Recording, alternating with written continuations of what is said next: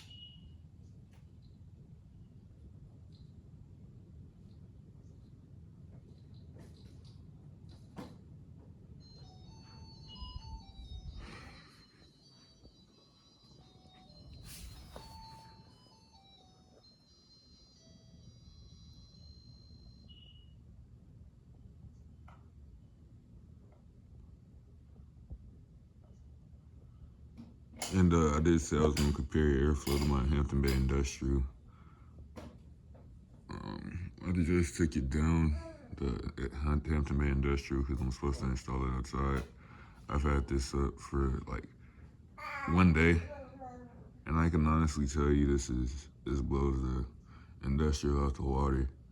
And that wasn't really a surprise because these five bladers are more powerful than the four bladers, and my four blader was better than the industrial, so I was happy about that, but disappointed with the industrial because it said 10,000 CFMs, and it didn't feel like 10,000 CFMs.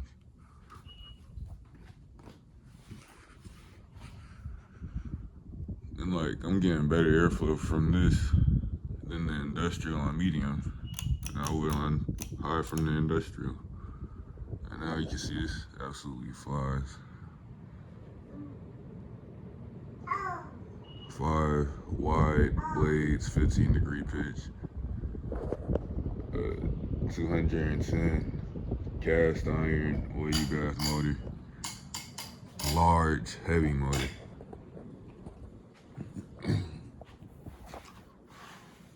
Not really, no wobble. Well, I think it's a slight wobble, but it's not noticeable at all.